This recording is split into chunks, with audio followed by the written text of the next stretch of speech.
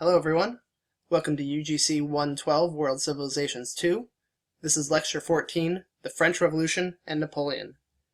So obviously in this lecture we'll be returning to France, and the last time that we looked at France, politically at least, we ended with Louis XIV, who had made France a European power. But you'll also recall that Louis XIV also put France deeply into debt. Remember, he had his standing army, he tried to build a stronger navy, he built Versailles, and he had all those mistresses that, just spent a lot of money on all those. And then to make matters worse, under Louis XV, his grandson, France and its allies lost the 7 Years' War. And the 7 Years' War was kind of like this almost world war. It was fought between the European countries, but all over the globe. They had, there was fighting in Asia, which we could see up here. There was fighting in the New World, what we call the French and Indian War in the United States. That was part of the 7 Years' War. And then obviously fought in Europe as well, which the bottom two pictures here show, and Africa. So like I said, fought all over the world.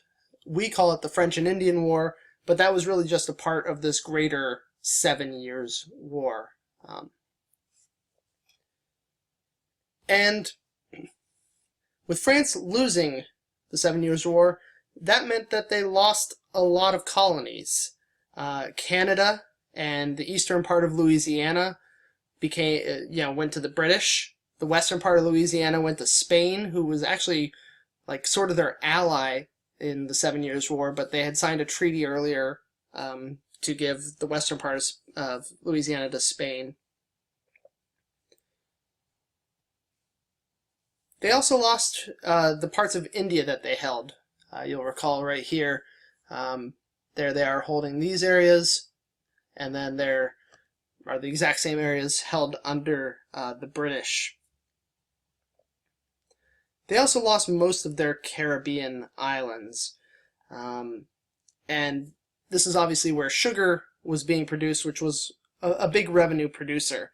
So, throughout losing all of these colonies was losing a lot of revenue. Like I said, sugar production in the Caribbean islands, furs and timber in Canada, spices and other goods in India, all meant lost revenue for France, a country that was already deeply in debt, and now even more in debt after fighting this war. And when Louis XVI, the grandson of Louis XV, became king, he inherited this whole mess of debt and, very little revenue coming in. And so what does he do almost immediately? Well, he actually joins another war that was fought across the globe. He decides that it would be a good idea to help the American colonists as an act of revenge against the British, right? They lost the 7 Years' War in part to the British. Maybe they can hurt the British by, helping the colonists break away as soon as the Americans prove that they are, offering up a good fight. Once France saw that, then they joined in. And they did succeed, right? The American colonies break off, form the United States. Britain loses that part of their global empire. But for France, they didn't really get much from it. A little bit of land was given to them, but not, they didn't get Canada back or anything like that. So, they spent all this money helping weaken one of their enemies, but at the same time, didn't get very much in return. And when I say they spent a lot of money, they spent more than 1 billion livres, which, during this war, which is more than 2 times the amount of that France made in an entire year. So they spent a whole lot on this for very little in return, and now France is even more in debt.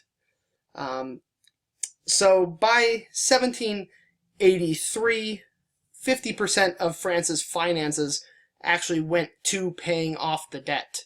So as soon as, the year came around, 50% of the money that they were going to be making had to go to pay off the debt. That meant that France was on the verge of an economic collapse, right? There's not enough trade due to lack of colonies. Too much of their money is going to pay off the debt. And you got to remember, the nobles paid next to zero taxes, right? Because of the changes that were made under Louis XIV and even as far back as Henri Henri IV. Right? Remember how the monarchs became absolute monarchs by having the nobles pay little taxes in return for giving over their political power. So they basically, were paid off. The nobles said, you don't have to pay very many taxes if, you don't have political power. So without the nobles paying taxes, that meant that pretty much everyone else had to carry the burden. So the tax base was just way too narrow, for France to be sustainable. Now let's take a closer look at this tax base. Traditionally, France was divided into three social classes. The first was members of the church, and basically the church in France held about 10% of the land, but they didn't pay any taxes. What they would do is every 5 years they would give a voluntary gift, which was a good amount, of money, but it was certainly not anywhere close to what they owed for owning 10% of the land. I think it came out to roughly, like, if they owned 2% of the land, that's what they paid in those voluntary gifts. And voluntary, again, in quotes, this was basically agreed upon between the crown and the church. The second estate was the nobility. And as we just mentioned, the large landowners in France paid very little taxes because they didn't have political power anymore. And the third estate was everybody else. And here you can see this wonderful recreation of the average 18th century French peasant. They look rather weak and sickly, especially this poor little kid, this poor little boy, carrying a bundle of wood on his back, little like twigs for legs himself. But yeah, so that's the third estate, and this is who the burden of the taxes fell upon, right? And people knew this they felt this at the time in the late 18th century when Louis XVI was, in power. There were political cartoons like this one. You see the poor third estate being ridden by the rather large members of the clergy and the nobility.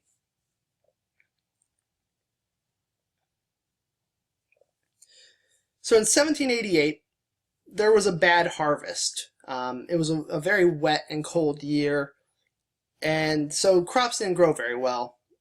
And then there was another expected bad harvest in 1789, and this added to the financial crisis. And it got to the point that it was so bad that in order to help find a solution to this economic crisis, Louis XVI called the Estates General in May of 1789 at his palace in Versailles. The Estates General was kind of like a consultative, not really legislative body, but more of a consultative body that was made up of representatives from each of the estates. So certain members of the church would come, certain members of the nobility, and certain members of, the rest of the population of France would come together in this big meeting. And this was actually the first time that the Estates General had been called since 1614. So it's a big deal that it's being called. When they got together, the Third Estate didn't really have too much power. That's because the way that the voting worked in it was the First Estate would vote first, the Second Estate would vote second, and then finally it would come to the Third Estate. So if the First and Second Estates decided that something was going to pass, right, they've got a two-thirds majority based on the classes. And that's the way that the voting structure was. It wasn't based on the amount of people there. It was based on voting, like the first estate says this, the second estate says that, the third estate says this. So it's not a sheer numbers thing. This is just about the estates themselves. So the first two estates could pass things without the third estate at all.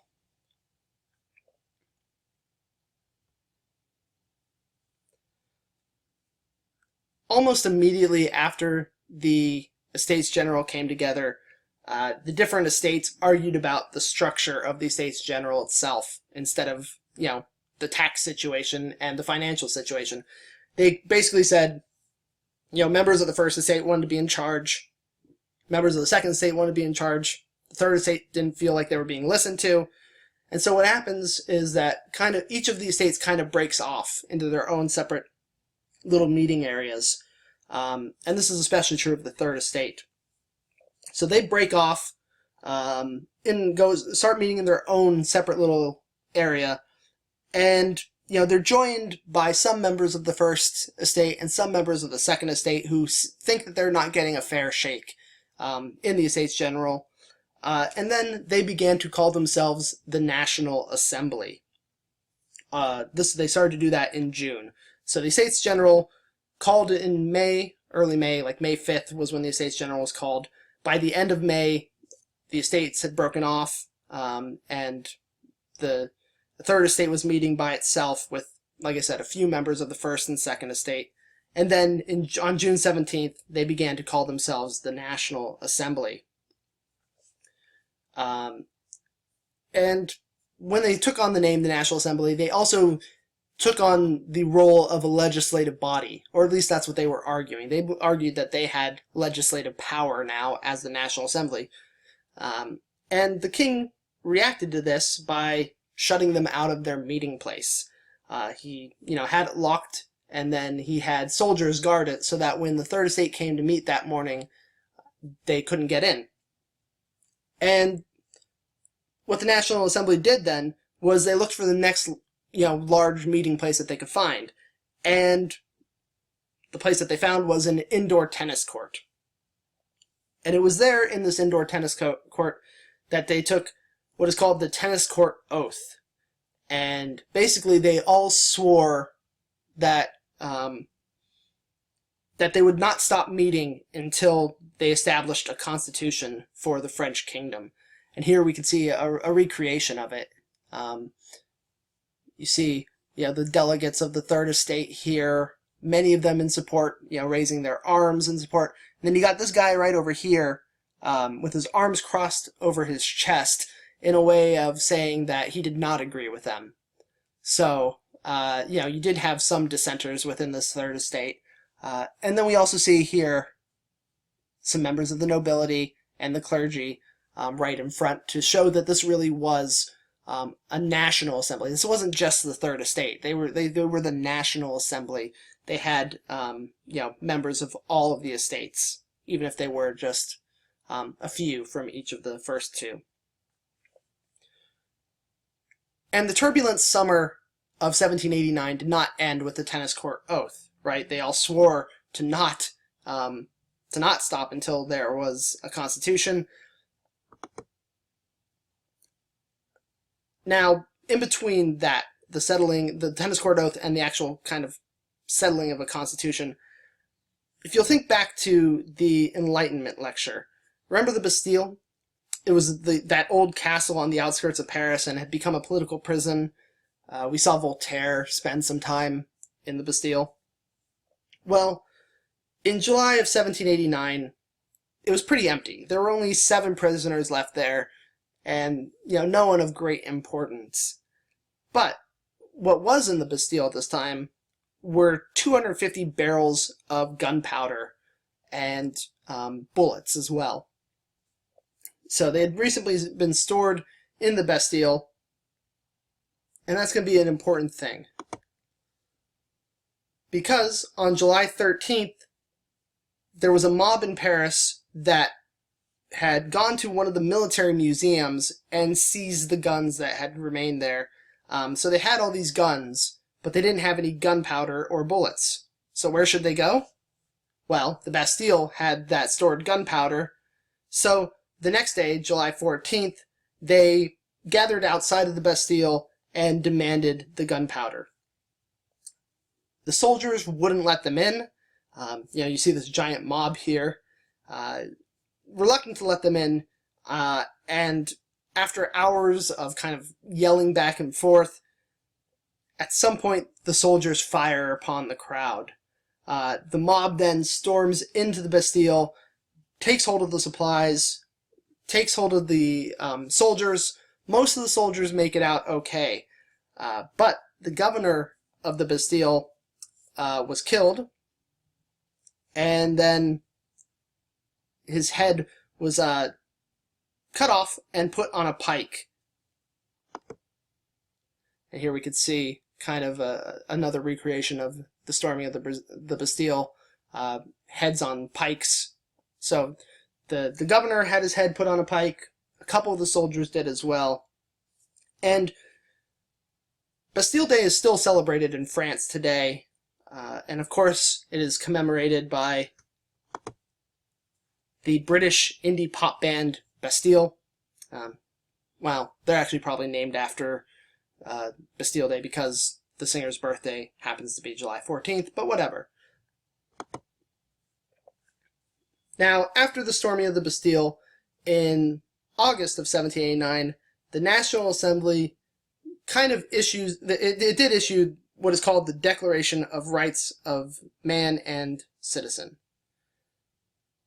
And this is a document that's highly influenced by the Enlightenment, right? By those thinkers like Voltaire, Rousseau, as well as the American Revolution, which has happened just a few years earlier.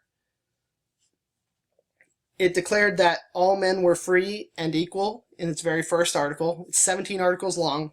The very first one says that all men are free and equal, and it gave all men legal and voting rights. As with the United States' own early documents, the definition of men here is different than our modern day definition. Women were not allowed to, they were not granted the same rights, no legal, no voting rights, and slavery was in fact still allowed in the colonies. So, by all men being free, they didn't mean the people in the colonies.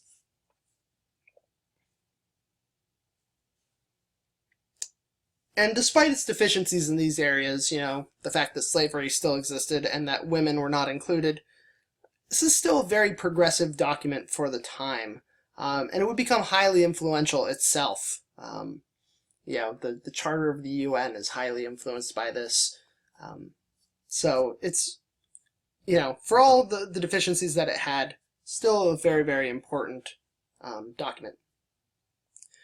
So now you may ask, the National Assembly is issuing all of this.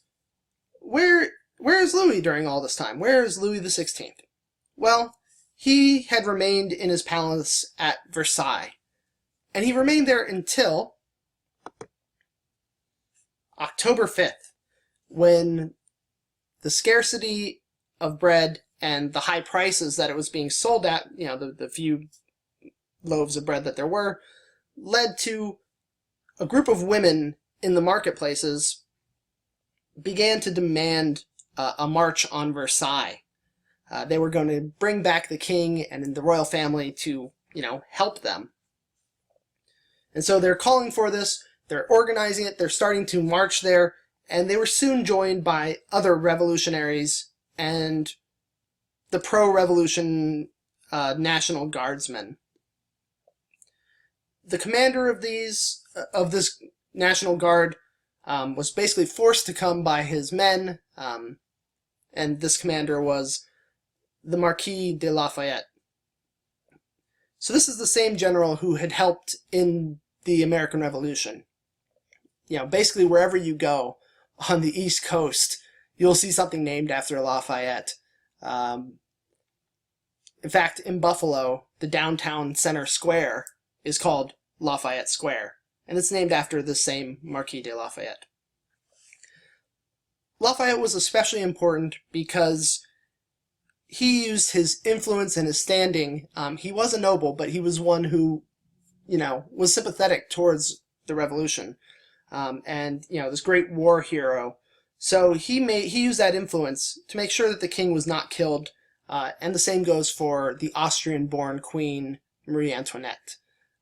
There was, a little bit of unease when a giant mob shows up outside of Versailles.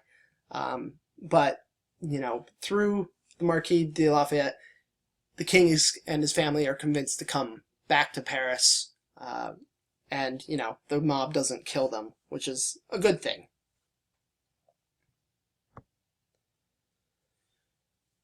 So in Paris, Louis was forced to join the revolution, basically, and this included wearing a liberty cap.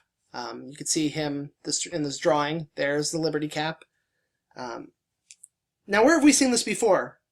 Think back to the slavery lecture. Remember the Liberty of Rome and how they had those hats when they were given their freedom? And we can see it here, right there, right? The Ides of March, when the conspirators killed Julius Caesar, they put this on their coin to show that Rome was free. In many ways, the French Revolution took this symbol. They wore the freedom cap because they were being freed from tyranny. And Louis XVI was included now in this revolution, even as reluctant as he may have been. So forced to wear the cap, and he was then also declared a constitutional monarch. So he was still king, but like we saw in England, he had to work with the National Assembly, and the National Assembly, in fact, had, the legislative power. They had more control than they had in any other point in French history, much like Parliament has, legislative control of Britain.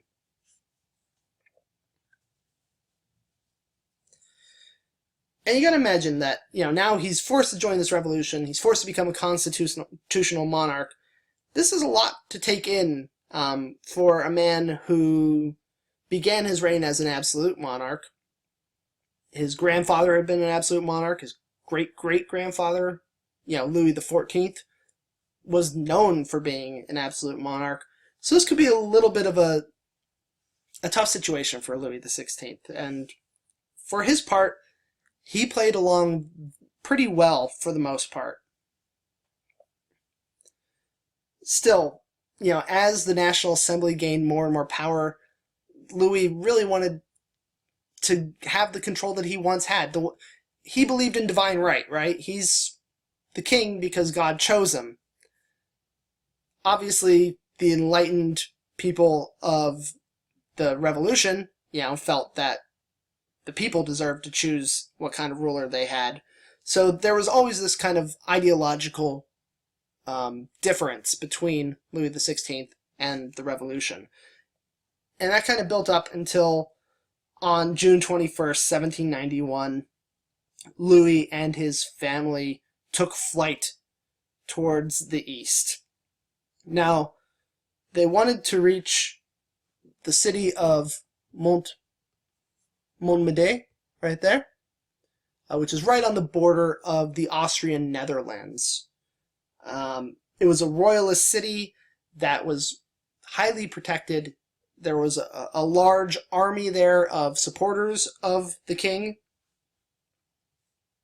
And they would then, the thought was they'd be helped by the armies of Austria as well. And if he could get there, they could combine their powers together, come in, and take the country back. Unfortunately for Louis, his family only made it to Varennes, which you can see here. So there's Varennes there. He's trying to get here. Made it here. That's roughly 31 miles away. And that's because, in general, the escape plan wasn't really planned that well. One of the people who was advising Louis on this, said, we need to split up the royal family. We should put them into 2 smaller carriages and, just send them off. But the royal family decided instead to stay in 1 giant coach. So they had this 1 large coach that was slower, for one, and it also brought a lot of attention, right? Not too many people could afford a coach like this. And in fact, along the way, Louis was recognized. And that's because his face was on all the money. There's a story that, he was at an inn the night before he was caught, and, he spent this Republican money that had his face on it. The merchant noticed it, took it over to the postmaster, who then, set his, guards upon them. Louis had gotten out of the city by then, but he set his guards to go and find them, and they did. So once Louis was recognized because of his face being on all the money, the royal family was slowly marched back to Paris in almost like this great parade.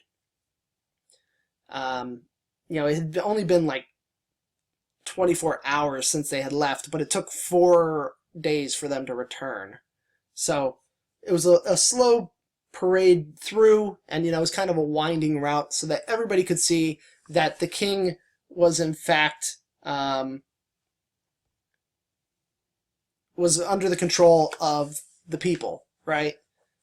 The people were the ones who controlled the king, and when Louis returned, he was put under house arrest and viewed with suspicion, and rightfully so, right? He tried to leave the country without anybody knowing, and he kind of left this manifesto behind talking about how he should be an absolute monarch still. So the people viewed him with suspicion.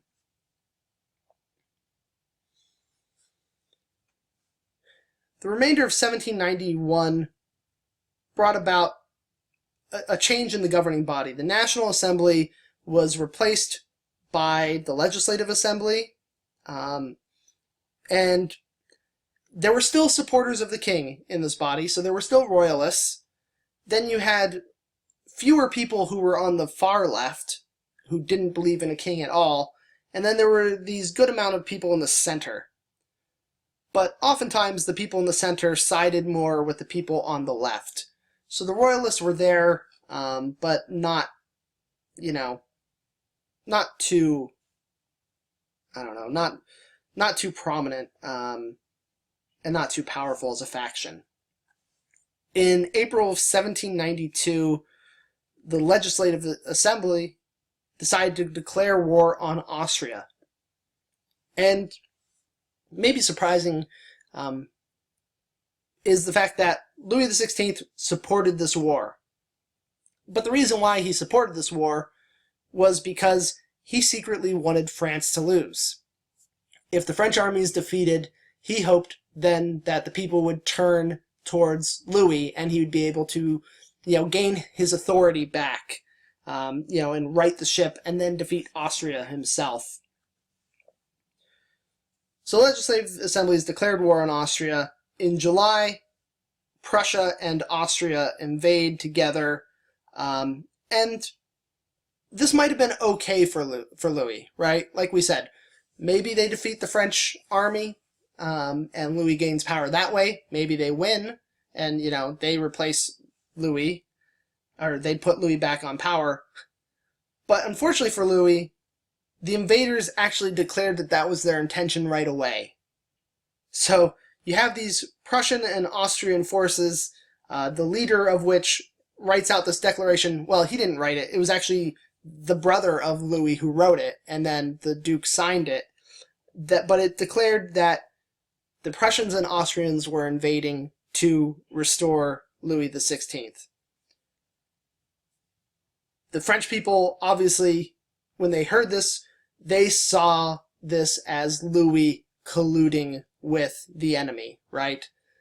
They figured that he must be in some correspondence with them, and he was then declared a traitor.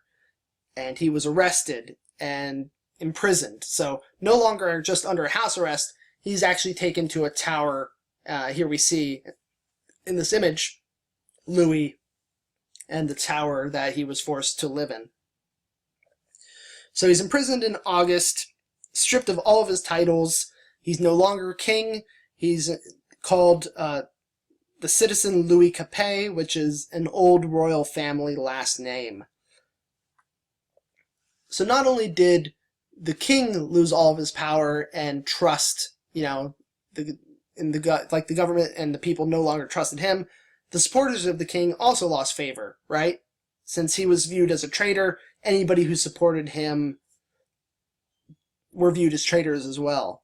And so the government began to become more and more radical. And the Legislative Assembly itself, in September of 1792, just a month after Louis was arrested, was replaced by the National Convention. And one of the first goals of the National Convention was to figure out what to do with Louis. Now, to make matters worse for Louis, a secret stash of letters were found in his room, and they, in fact, were correspondence between, himself and France's enemies. So there were letters to and from, Austria, from Prussia, the king's brothers who are off on the border still with the remnants of the loyal French army, or the French army that's loyal to Louis. And now with this evidence, what are they going to have to do with Louis? In December, he was put on trial. He was found guilty of treason and tyranny in January of 1793, and then the people who had found him guilty voted for his death. And included in that was Louis's own cousin, the Duke of Orleans. So he voted for Louis's death. Louis was executed by guillotine on January 21st, 1793, which is a very messy way to do it. This picture here of Louis being beheaded by the guillotine, which is this machine right here, really doesn't quite capture just how messy it is. The head's cut off, and then blood starts spurting out of the neck in a very, very disgusting way. Here we see Louis's body, Louis's head being shown to the crowd, and right here, this is an old equestrian statue of Louis XV, his grandfather, that had been torn down in the Revolution. So he's killed right in the main center of Paris, in front of a statue, or the pedestal of where his grandfather had used to have a statue. The guillotine was thought to be a more humane way to kill people because it killed so quickly, but in fact it may have killed people too quickly. There have been reports of people moving their mouth and their eyes, blinking and stuff like that after their head has been cut off. So it goes so fast that it seems like there's still some type of reactions to it, some type of possible feeling even. So maybe not the most humane way to kill someone. On October 16th, 1793, Marie Antoinette, that Austrian-born Queen of France, she was also executed by guillotine. And here we see her in her younger days when she was the reigning Queen of France. But this is a sketch of her on the day she was executed. So a sketch made by someone who was there seeing her, and you can see a much different woman than the one who had been the reigning Queen of France earlier.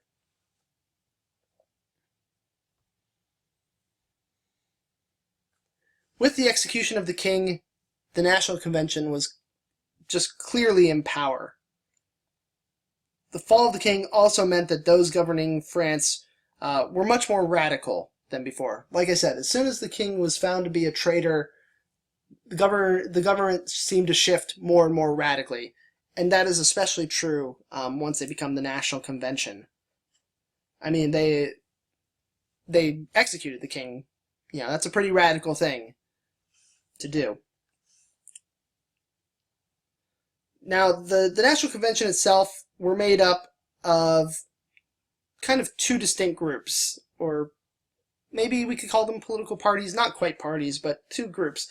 One were the Mountain Men, or the Jacobin, and these were very, very radical. And they get their name, the Mountain Men, because they sat way in the top of the rafters and just kind of yelled down all their craziness.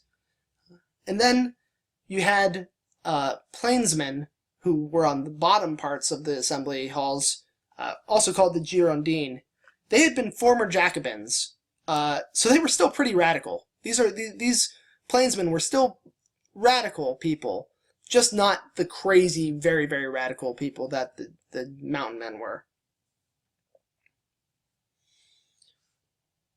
In July 1793, the Mountain Men gained control over the Girondins in the National Convention, and they used their control to restructure this body that had been formed in the National Convention, a body called the Committee of Public Safety.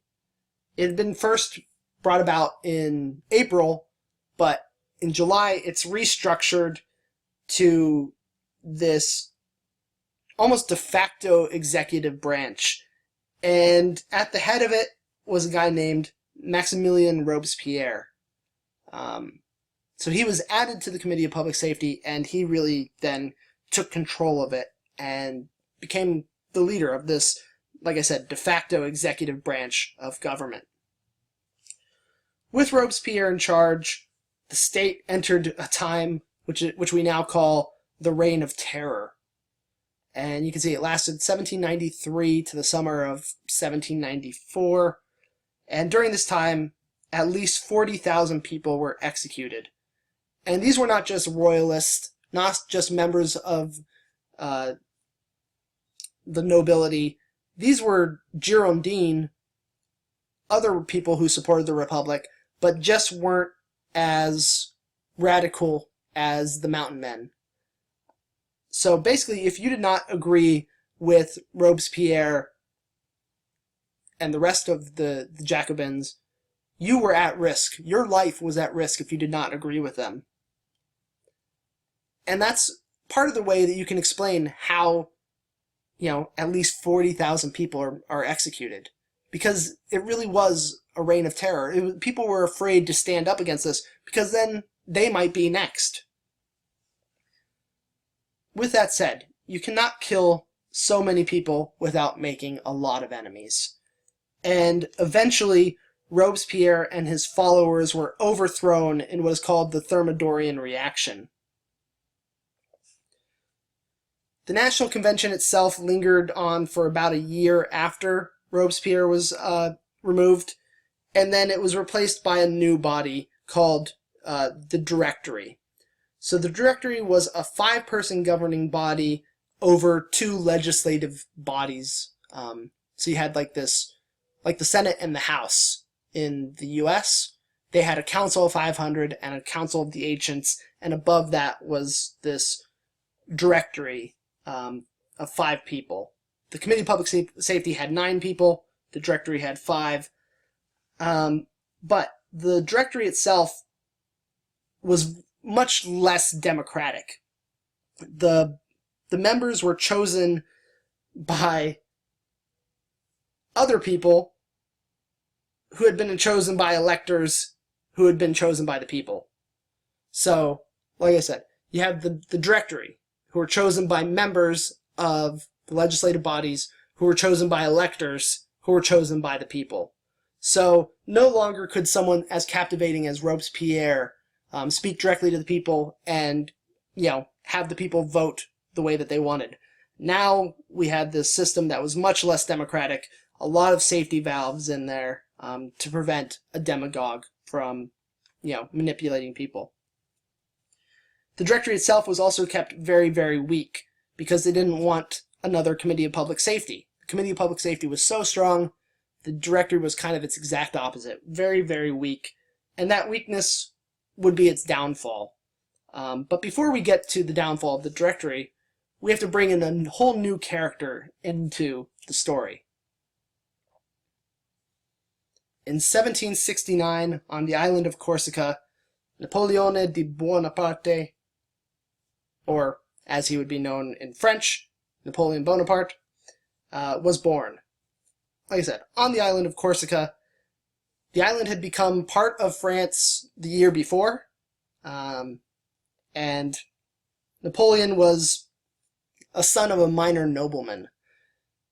So he spoke Corsican, which is a type of Italian, a dialect of Italian, and his French was never great. He always spoke with an accent. He knew what to say, he just had a little bit of an accent throughout his entire life. But because he was a nobleman, he received a pretty good education for free, and he applied for the military school in Paris, and he was admitted to it. Now, this is the main military academy in all of France. This is a big deal that he gets admitted there, and he, in fact, was the first Corsican to graduate from there. While at the military academy, he trained to be an artillery officer, and if you were going to be with artillery, you had to be well educated, so often these people were a bit more liberal than others, and it also meant that there were fewer artillery officers in the French army, just because there was so much training involved, so much math. Less of these people in the French army, and this made him more valuable. While many of the officers, who were usually nobles, were killed during the French Revolution, the people in command of artillery and engineers were spared. And Napoleon probably would have been spared anyways, because from the very beginning he was a supporter of the revolution, and he wrote a very famous pamphlet in support of it, and in doing so he gained the attention of a man named Augustin Robespierre, who happened to be Maximilien Robespierre's brother.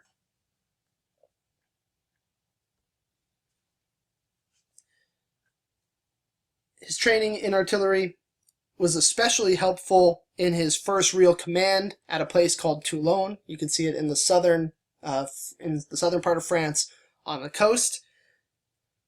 And in this port town, the English and Spanish had blockaded it.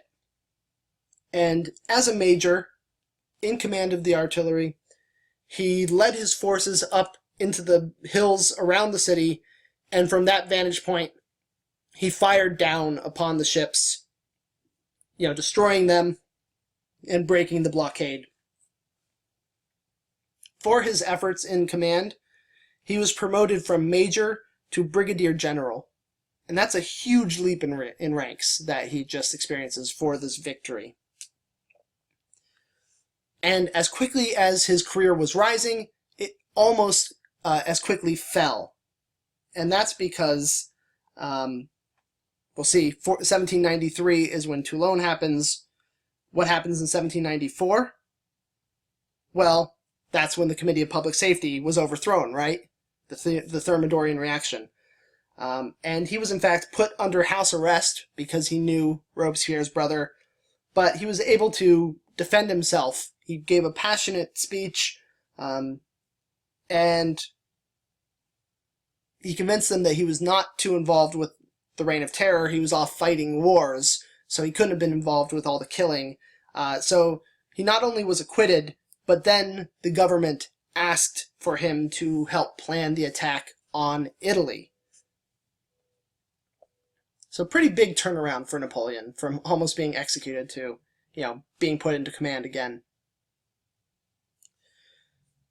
Now, why was Napoleon so good? What made him such a great leader? Well, he was a highly intellectual person, an avid reader, goes along with that, extremely organized, he could survey land very well, he had cultivated very strong political connections.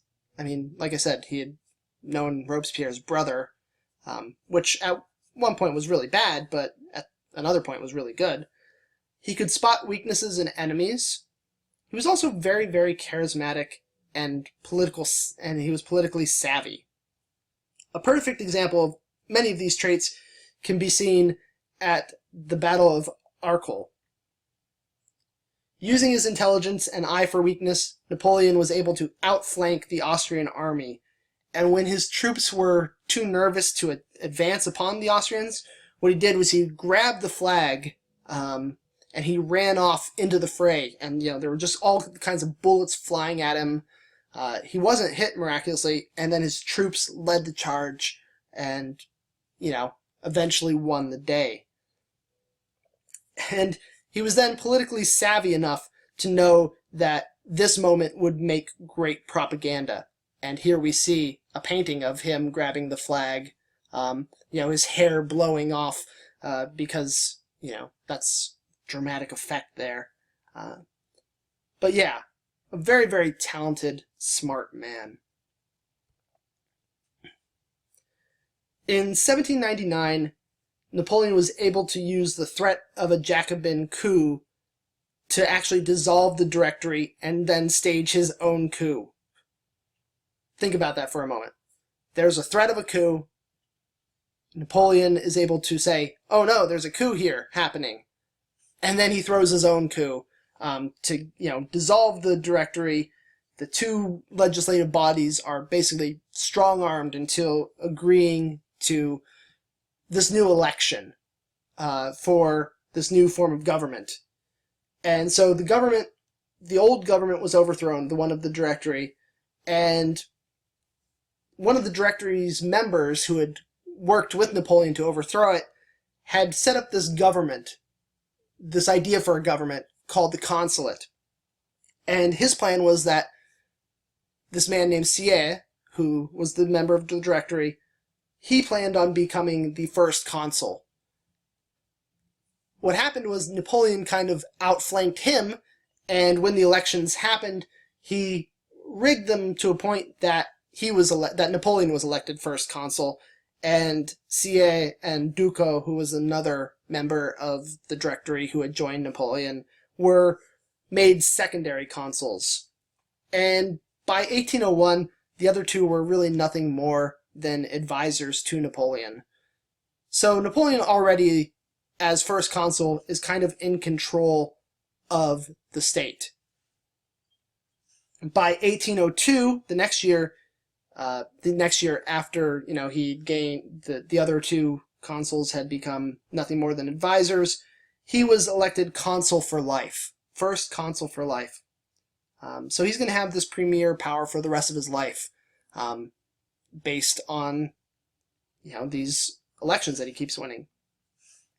And throughout his time as first consul, from 1799 until 1804, Napoleon made sure that he never was portrayed as the head of the state. He was just a member of the Republican form of government, right? He was an elected official doing his part to serve. But that begins to change in 1804. Throughout his time as first consul, there had been many different assassination plots against Napoleon. In May of 1804, there was another new plot discovered that was going to put the Bourbon kings back into power. And instead what he did was he used this information to then add to his own power. And he said, I need, imperial power to put down assassination attempts like this to make the state safe. And in May 1804, the Senate granted him the title of emperor. So think about that for one moment. He used the threat of a hereditary monarchy coming back to form his own hereditary monarchy, right? So the threat of having a Bourbon king was going to be replaced by Napoleon becoming emperor, which would then be passed down upon his son, or passed down to his son. It's kind of crazy, but, that's the kind of draw that Napoleon had.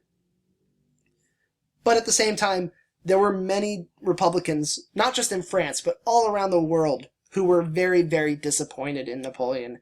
And that included the great composer Beethoven. So during the French Revolution,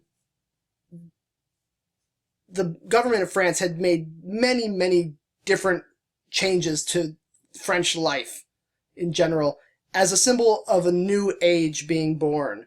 For example, they changed the name of months, they changed the name of days, they nationalized the church. And for his coronation as emperor, Napoleon invited the Pope to crown him in efforts to reunite France with the Catholic Church. When the coronation happened in December of 1804, right before the Pope was going to crown Napoleon, Napoleon instead took the crown himself and put it on his own head. And then he put the crown on his wife's head as empress. So the Pope really didn't crown Napoleon. He was there in attendance, but Napoleon was the one who actually crowned himself emperor. And then in 1806, Napoleon would restore the traditional calendar because the French Revolution one was just insane. Just an insane calendar. In terms of image and governing style, Napoleon used the first Roman Emperor Augustus as a model, and he probably used him as a model, well before he was emperor. As his time as consul, that's a Roman title. So he'd been using Augustus as a model, but especially during his time as emperor. Much like Augustus, Napoleon was a master of propaganda. You remember the battle, the painting of the Battle of Arcole that we saw? There were many different paintings of many different battles that he had created. He also took control of the press. Before his rule, during the Revolution, there was about 50 newspapers. During his rule, there were then 2. One that was a pro-Napoleon newspaper, and the second that was an opposition newspaper, so it opposed Napoleon. But Napoleon controlled both of those. So you can imagine just, what kind of opposition the paper was actually calling for.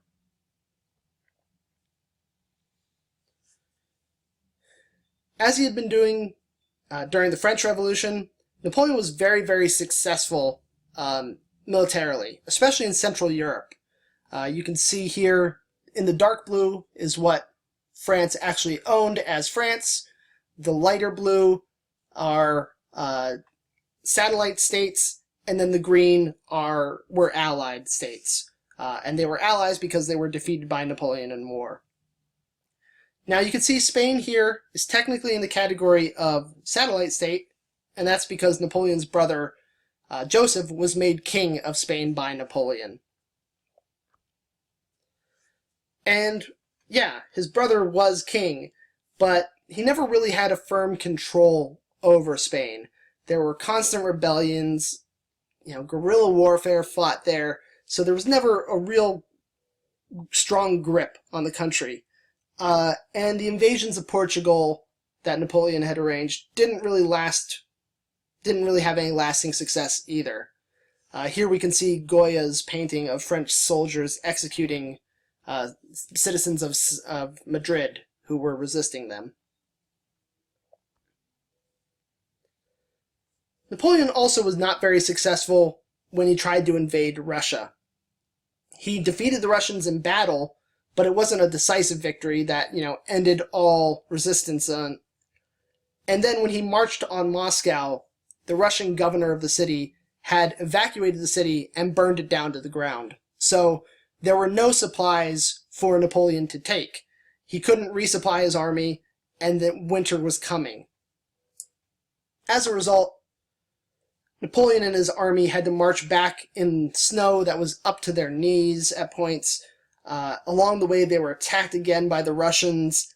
They fought off those Russians, but as a result, they had to leave behind part of their artillery and their supplies, and it was just a terrible, terrible trek home. Out of the army that left France, there was over 400,000 people in this army to invade Russia. only around 40,000 people made it back.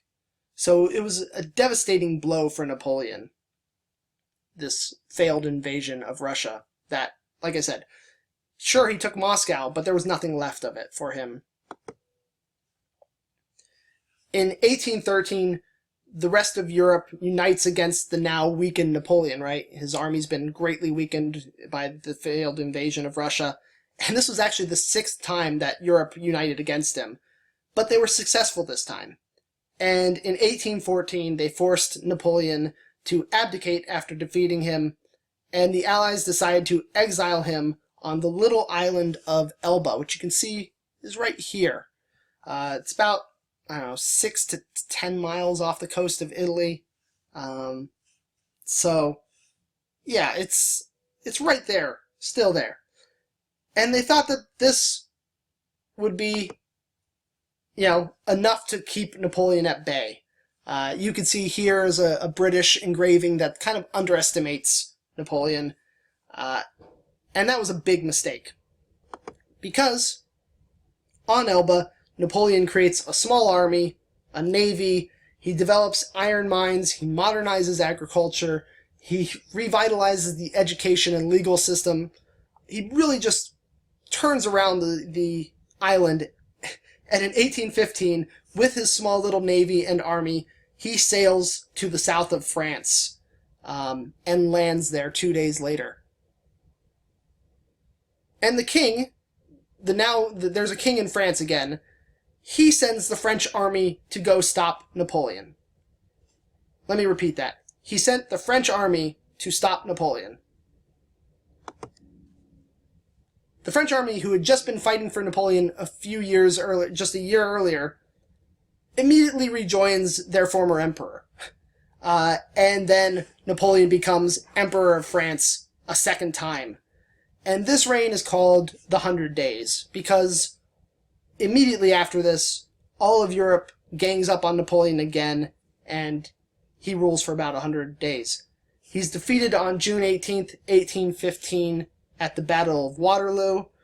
The French government and people abandon Napoleon. The Prussian army is sent to go and kill him, or, bring him back dead or alive. Probably going to be dead. And Napoleon has an idea of trying to escape to the United States.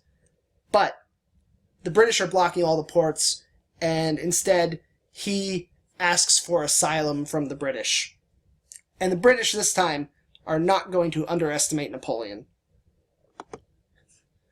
They instead exile him onto the island of St. Helena, which was 12,000 miles off of Africa, 18,000 miles off of Brazil. It's in the middle of nowhere, right? Middle of the Atlantic Ocean, nowhere. And Napoleon lives here from 1815 to 1821, when he dies possibly of stomach cancer, possibly of arsenic poisoning, because, in samples of his hair that were found, he had high levels of arsenic. So, possibly murdered through poison. In 1840, his body would be returned to Paris, and that ends Napoleon. So, you might be wondering now, where does France end up after all of this bloodshed and chaos? Well, pretty much right back where it started. It's under another Bourbon king who's named Louis. So, after Napoleon, each time the Allies put Louis XVI's brother, who also happened to be named Louis because the French monarchy can't be creative with its names, they put him on the throne as Louis XVIII. Louis XVI had a son named who also named Louis, that was considered King Louis XVII, but not really. So France is right back where it began. Bourbon king named Louis, and so all that chaos seems like it was just for nothing. With that, we'll end there today, and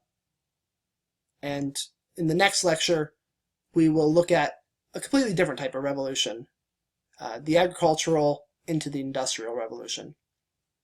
This is Greg, signing off.